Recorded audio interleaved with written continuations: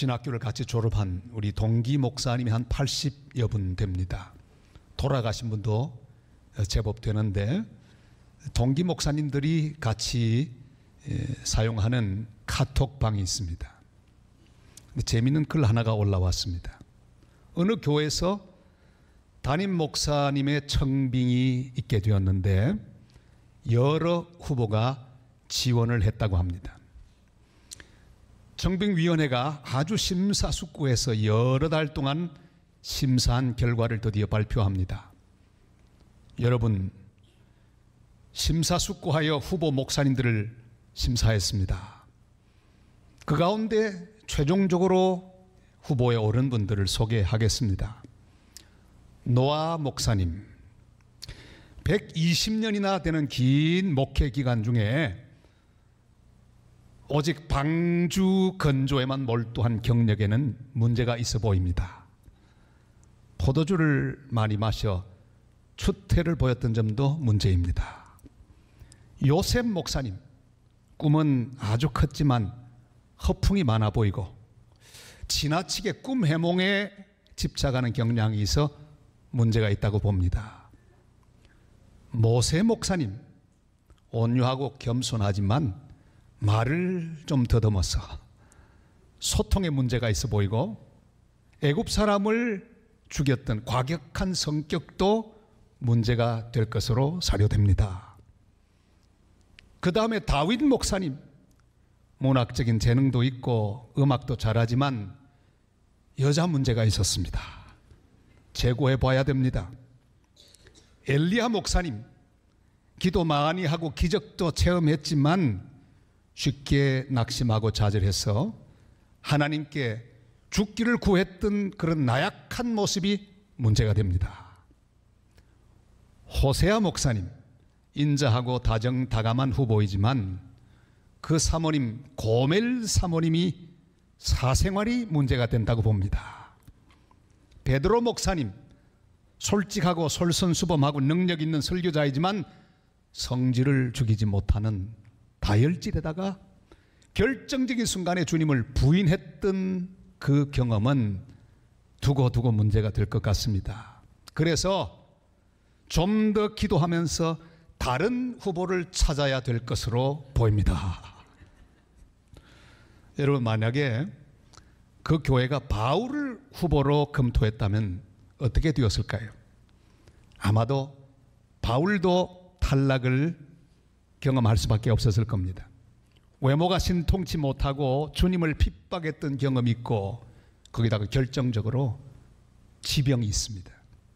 간질병이 있습니다. 여러 가지 트집을 잡아 아마 후보에서 탈락시켰을 것입니다. 고린도 교인들이 바울에 대하여 이러쿵저러쿵 말을 많이 했습니다.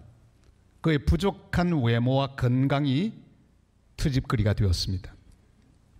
그 여러 가지 가운데 결정적인 문제 하나가 있었습니다. 바울에게는 사도들의 추천서가 없었다. 그걸 가지고 시비를 걸었습니다.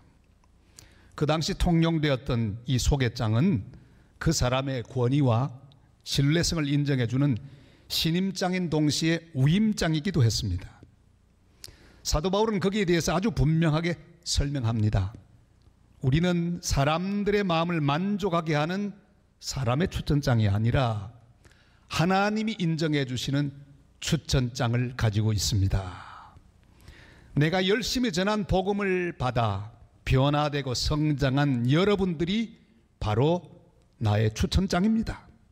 여러분 마음속에 그것이 기록되어 있습니다. 하나님 복음이 나의 추천장입니다.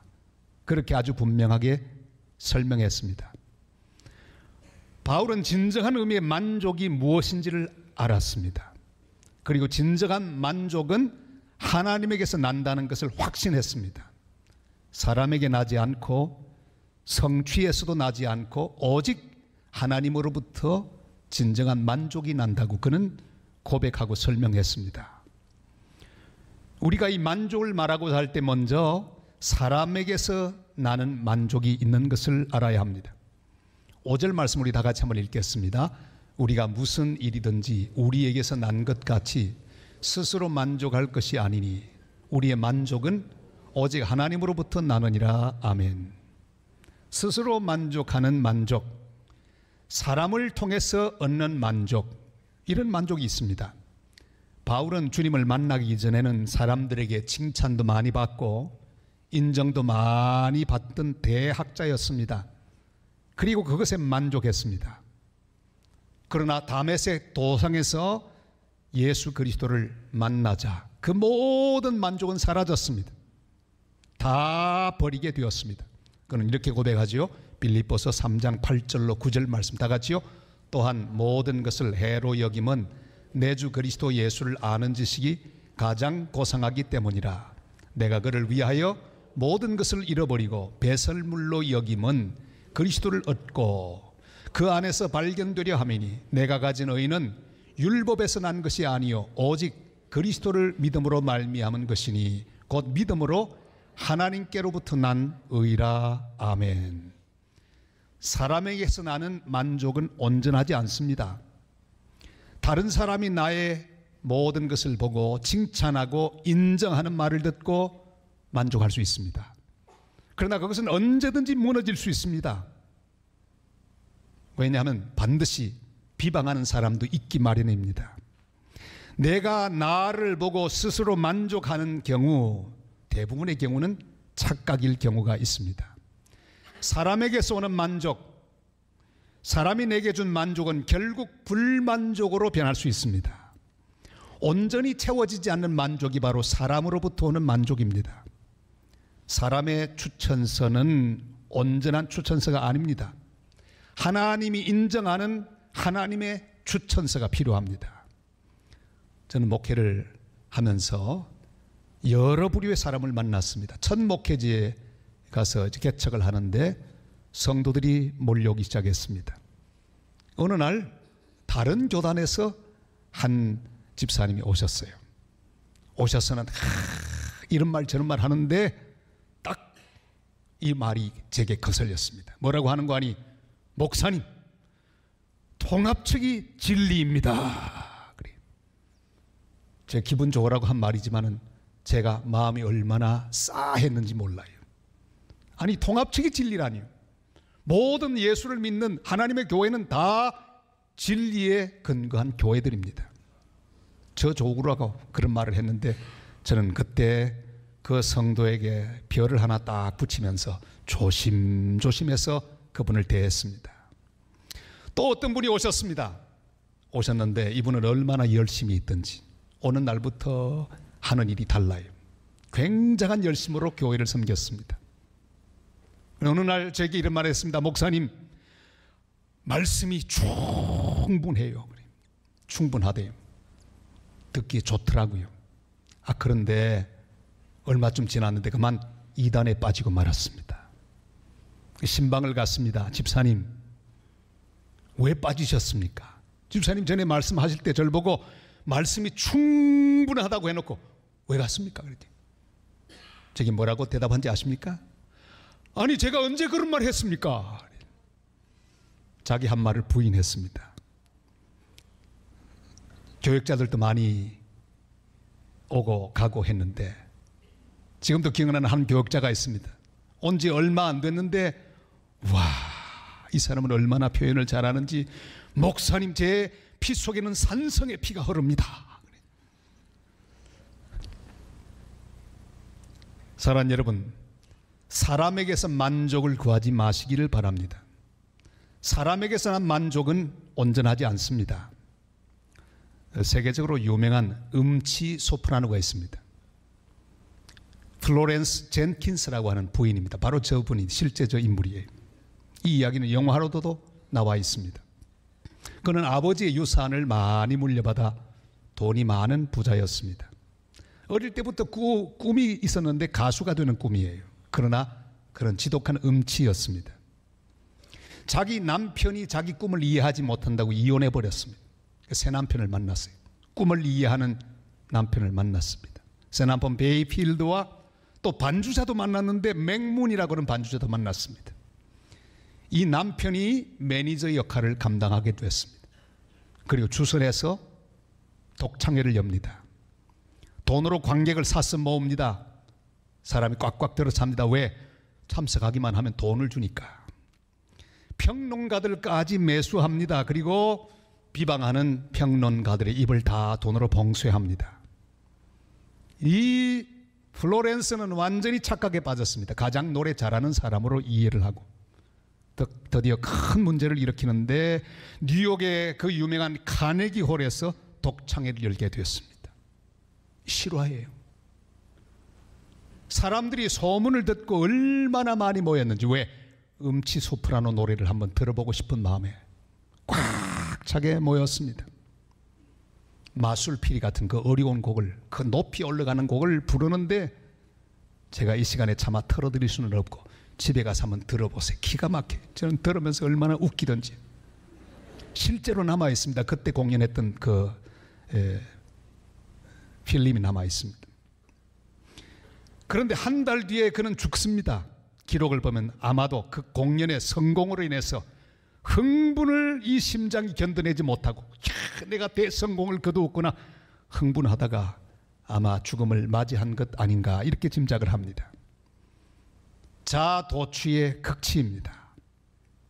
여러분, 다른 사람의 인정과 칭찬이 없어서 낙심하고 좌절하는 것도 문제이지만 스스로 자도취에 빠져서 자만하거나 자랑하게 되는 것도 문제입니다. 그 위대한 설교가, 선교사, 목회자, 신학자인 사도 바울도 고린도 교인들에게 꽉 차지 않았습니다. 사랑하는 여러분, 지난 1년을 돌아보면서 우리의 만족을 점검해 볼 수 있기를 바랍니다. 우리의 만족은 어디서 온 만족입니까? 사람들이 하는 말과 사람들의 인정과 칭찬으로 만족했든지, 내가 이룬 업적으로 만족했든지, 내가 착각하여 만족했든지 돌아보실 수 있기를 바랍니다. 사람에게서 오는 만족은 온전한 만족이 아닙니다. 바울은 자신을 향해 비난의 화살을 쏘는 고린도 교인을 바라보면서 실망하지 않았습니다. 그는 분명히 그의 믿는 바를 선포합니다. 만족은 오직 하나님께로부터, 이렇게 고백을 합니다. 바울에게는 스스로 만족할 만한 이유들이 많았습니다. 주님을 아주 극적으로 만난 경험이 있습니다. 다메섹으로 가다가 말잔등 위에서 떨어지고 밝은 빛을 보고 주의 음성을 듣습니다.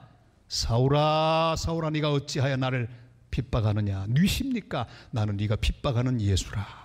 이거 얼마나 기가 막힌 회심의 경험입니까? 신비 체험도 가지고 있었습니다. 세 번째 하늘까지 올라갔던 이런 신비한 경험을 가지고 있었습니다. 그가 쓰는 글들마다 하나님의 말씀 성경으로 편입됩니다.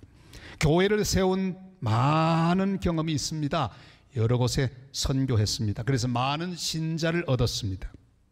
교회를 위해, 복음을 위해 너무 많이 수고했고 핍박을 받았던 그런 경력이 있습니다.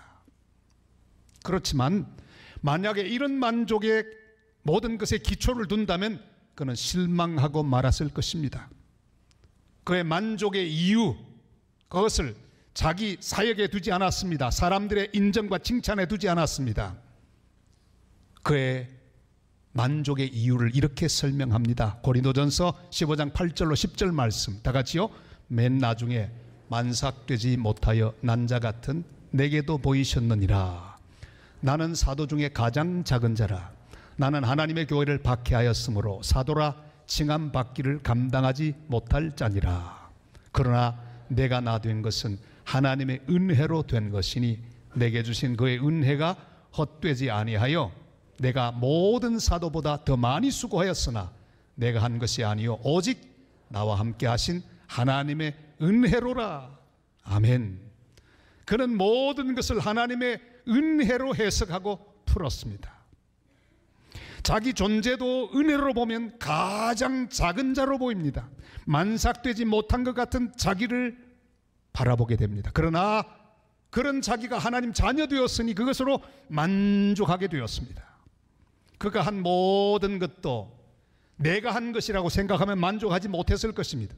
그 모든 것을 바라보며 하나님의 은혜로 이것을 했구나 생각하니 비로소 진정한 만족이 임했습니다. 여러분, 만약에 내가 했다고 생각하면 두 가지입니다. 넘쳐서 교만하거나 모자라서 낙심합니다. 둘 다 좋지 않습니다. 그러나 하나님의 은혜로 했다면 많이 한 것에 대해서는 감사가 나올 것이고, 또한 조금 부족한 것은 하나님을 바라보고 오히려 감사하고 더 많은 영광을 돌리게 될 것입니다. 이랬든 저랬든 하나님의 은혜로 보면 만족할 수 있는 것, 이것이 바로 믿음의 신비가 아니겠습니까? 우리 하나님의 이름 가운데 놀라운 이름이 있습니다. 엘 샤다이, 전능하신 하나님이란 뜻이죠. 이 말을 유대인들은 가끔 만족하신 자라고 하는 말로 해석합니다. The sufficient one, 만족하신 자, 스스로 충분하신 자, 스스로 가득 채워지신 분, 그분이 바로 엘 샤다이, 우리가 믿는 여호와 하나님, 전능하신 하나님이십니다. 하나님을 바라보는 순간에 하나님의 충만하심이 우리에게 임합니다. 하나님의 만족이 우리에게 임합니다. 나는 언제나 불만족하고 나는 언제나 부족하다고 느끼지만, 그러나 완전하신 하나님, 만족이신 하나님, 만족하시는 그 하나님 바라보면 그 하나님의 만족이 내게 흘러넘쳐서 어떤 상황에 있어도 어떤 처지에 있어도 우리는 만족하게 될 것입니다. 이것이 바로 은혜입니다. 올해 마지막 주일 다른 것을 보지 말고 엘샤다이, 전능하신 하나님, 만족의 근원이신 하나님을 바라보실 수 있기를 바랍니다. 하나님의 품에 안긴 나는 연약하고 텅텅 비어 있어도 가득 찬 존재입니다. 하나님의 손에 잡힌 나는 부족하여도 쓸모 있는 존재입니다. 하나님 계획 속에 들어있는 나는 작고 작아도 놀라운 하나님의 도구입니다. 지난 1년 우리는 모두 하나님의 은혜로 살았습니다. 무언가 한 일이 있다면 그것은 하나님의 은혜입니다. 내 힘과 지혜가 아닙니다. 우리의 재주가 아닙니다. 하나님의 은혜로 그것을 했습니다. 어떤 고난과 비방을 경험했다고 해도 하나님 안에서 해석하시기를 바랍니다. 충분한 하나님의 은혜로 모든 것들을 감당하고 여기까지 왔습니다. 부족해도 하나님의 은혜, 넘쳐도 하나님이 하신 것이고, 그러니 우리는 이래도 저래도 만족할 수밖에 없는 그런 복된 하나님의 자녀들입니다. 만족의 근원이 되시는 하나님께 감사와 찬송을 드리는 복된 성도들 다 되시기를 주님의 이름으로 축원합니다. 사람은 절대로 우리를 만족시킬 수 없습니다. 아무리 박수갈채를 받아도 결국은 다 변합니다. 아무리 큰 인정과 사랑을 받아도 다 변하게 되어 있습니다. 오직 하나님만 우리를 만족하게 하십니다. 하나님 우리의 삶을 만족하게 하기 위해 성령을 보내셨습니다. 하나님의 만족하심을 우리에게 채우기 위해 성령을 보내셨습니다. 오직 성령으로만 우리는 충만할 수 있습니다. 우리 6절 말씀을 같이 읽으실까요? 그가 또한 우리를 새 언약의 일꾼 되기에 만족하게 하셨으니 율법 조문으로 하지 아니하고 오직 영으로 함이니 율법 조문은 죽이는 것이요 영은 살리는 것이니라. 아멘. 율법은 결국 우리를 텅텅 비게 합니다. 절망하게 합니다. 우리의 무능함을 깨닫게 할 뿐입니다. 그러나 생명의 성령은 텅 빈 우리를 가득 차게 만듭니다. 죽은 우리를 살리십니다. 마가요원의 다락방에 모여 숨죽이고 두려워하고 있던 120문도들의 가슴을 성령이 가득 채우시자 일어나 땅끝까지 복음을 전하는 용감한 자들이 되었습니다. 온갖 비난과 핍박으로 충분히 낙심하고 좌절할 수 있는 바울을 성령께서 충만하게 채우시자 계속해서 사명을 감당하는 하나님의 사람으로 설 수 있었습니다. 유대인들의 핍박을 받아 돌에 맞아 순교하던 스데반, 죽어가던 스데반, 그가 성령 충만하게 되자 그 죽음의 순간, 절대절명의 순간에도 충만해졌습니다. 그리고 너무나 만족하게 이렇게 고백하지요. 사도행전 7장 55절 56절 다 같이요. 스데반이 성령 충만하여 하늘을 우러러 주목하여 하나님의 영광과 및 예수께서 하나님 우편에 서신 것을 보고 말하되 보라 하늘이 열리고 인자가 하나님 우편에 서신 것을 보노라 한데. 아멘. 성령이 충만하자 그의 모든 상황과는 관계없이, 날아오는 돌과는 상관없이, 이빨 갈고 있는 사람들과는 상관없이 그는 충만해졌습니다. 만족했습니다. 하나님 우편에 서 계신 예수 그리스도를 만나게 되었습니다. 만족함은 성령 충만으로부터 옵니다. 1871년 미국 역사상 가장 최악의 화재가 시카고에 있었습니다. 시카고 대화재. 어마어마한 화재라 그 도시 전체가 다 불탔습니다. 우리 부산도 화재로 유명한 도시가 아닙니까? 부산역 대화재, 용두산 대화재. 용두산 대화재 때는 우리 교회도 다 홀랑 탔던 경험이 있습니다. 근데 시카고 전체가 탔습니다. 더 기가 막힌 것은 무디가 목회하던 일리노이 스트리트 교회 다 불타버렸습니다. 그의 집도 불타고 재산도 불타고 무엇보다 그가 필생으로 쌓아 올린 모든 사역들이 홀가당 다 타고 말았습니다. 텅텅 비고 말았어요. 그런 놀라운 것은 그때부터 벌어집니다. 그가 뉴욕 거리를 걸어가다가 성령의 감동이 임했습니다. 기도해야 되겠다는 생각이 들었습니다. 그리고 가까이 있는 친구 집에 들어갑니다. 무릎 꿇고 간절히 기도하자. 성령의 놀라운 역사가 임합니다. 감동을 받았습니다. 성령 충만해졌습니다. 너무나 뜨거운 성령이었기에 그는 소리 지릅니다. 주님, 이제 그만하시옵소서. 죽겠습니다. 그는 다시 일어났습니다. 충만해졌기 때문입니다. 그의 사역은 진짜로 시작이 되었습니다. 그는 고백합니다. 나에게 이 세상을 다 준데도 이전 상태로 돌아가기 싫다. 세상의 부귀영화는 저울에 달린 조그만 먼지와도 같다. 그렇게 고백했습니다. 사랑하는 여러분, 오늘 우리는 세상의 물질과 성공, 건강과 영광을 구하는 대신 성령의 충만함을 구하는 시간이 되시기를 바랍니다. 그분이 우리를 만족하게 하십니다. 충만하게 하십니다. 요한복음 14장 26절 27절이 말씀하시죠. 다 같이요. 보혜사 곧 아버지께서 내 이름으로 보내실 성령, 그가 너희에게 모든 것을 가르치고 내가 너희에게 말한 모든 것을 생각나게 하리라. 평안을 너희에게 끼치노니 곧 나의 평안을 너희에게 주노라. 내가 너희에게 주는 것은 세상이 주는 것과 같지 아니하니라. 너희는 마음에 근심도 말고 두려워하지도 말라. 아멘. 이미 우리 속에 와 계신 보혜사 성령님께 모든 것을 다 맡기고 새해를 맞이하시기를 바랍니다. 그가 채우시면 우리는 주 안에서 만족한 심령으로 설 수 있을 것입니다. 사랑하는 성도 여러분, 만족은 사람에게서 나오지 않습니다. 자식에게서 나오지 않습니다. 자식의 태도에 일비일리하는 부모님들은 기억하십시오. 자식에게서 우리의 만족이 나오지 않습니다. 친구에게서도 나오지 않습니다. 배우자에게서도 나오지 않습니다. 물질에서도 나오지 않습니다. 환경에서도 오지 않습니다. 오직 진정한 만족은 충만하신 하나님의 그 놀라운 은혜 가운데 있습니다. 전능하신 하나님, 만족이신 하나님, 스스로 완전하신 하나님, 그 하나님으로부터 모든 만족은 옵니다.